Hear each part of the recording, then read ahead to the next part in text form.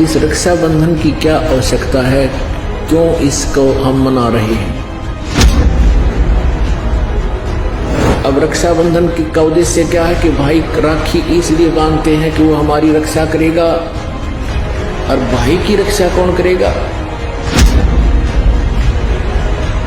हम सब का रक्षक कबीर साहब है, कबीर परमेश्वर पूर्ण ब्रह्म परम अक्षर ब्रह्म।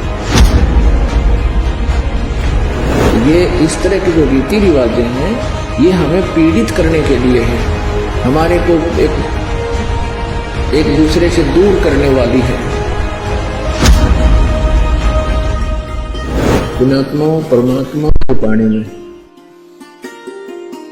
ये जो हमारी रीति रिवाज हैं ये भी बाधक हैं। परमेश्वर ने कहा है कि मन कर धीर बांध ले रे बौरे, और छोड़ दे न पछलों की रीत। इस रक्षाबंधन की क्या आवश्यकता है, क्यों इसको हम मना रहे हैं।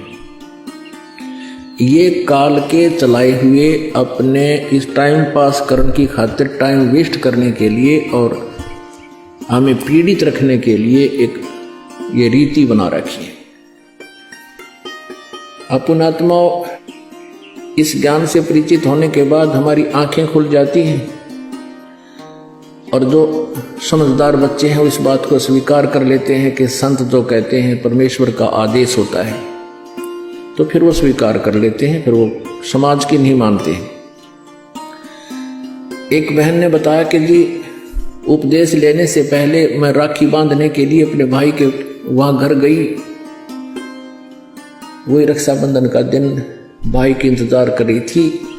दुर्घटना के अंदर भाई की मृत्यु होगी, उसका शव आया, टक्कर मार मार कर रो रही थी। अब रक्षाबंधन का उद्देश्य क्या है कि भाई राखी इसलिए बांधते हैं कि वो हमारी रक्षा करेगा, और भाई की रक्षा कौन करेगा।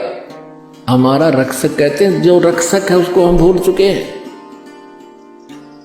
हम सब का रक्षक कबीर साहब है, कबीर परमेश्वर पूर्ण ब्रह्म परम अक्षर ब्रह्म। हम सबने भाई और बहनों ने मिलकर परमेश्वर कबीर जी का रक्षाबंधन बांधना चाहिए, राखी, ताकि भाई और बहन दोनों का रक्षक हो जाए। कबीर साहब को रक्षाबंधन कैसे बंधेगा, हम उसकी शरण में आ जाएंगे, और जो जाकी शरणा बसे ताको ताकी लाज, जल सो ही मछली चढ़ जा बह जाते गजराज। हमने अपने परमात्मा को राखी बांधनी चाहिए।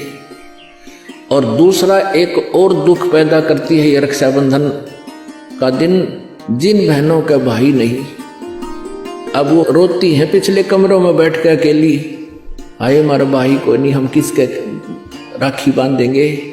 कोई चाचा के, कोई ताऊ के, कोई मामा के भाइयों की मुंह की तरफ ताकेंगे हैं, और फिर वो न सोचेंगे या पैसे लेने की मारी यहाँ आ जाती है, चाहे ना कहें पर अंदर में जरूर अवश्य होगा, ऐसा होगा।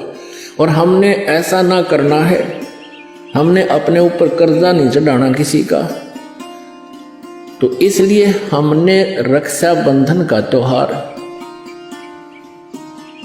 कैसे मनाना है, परमात्मा का नाम ले लेना है।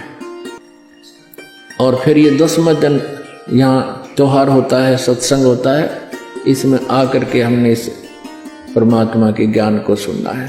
तो ये इस तरह के जो रीति रिवाजें हैं ये हमें पीड़ित करने के लिए है, हमारे को एक दूसरे से दूर करने वाली है।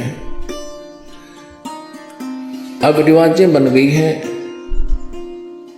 कि बहन राखी बांधन आवेगी, उसको कुछ देना पड़ेगा, एक मजबूरी सी बन गई।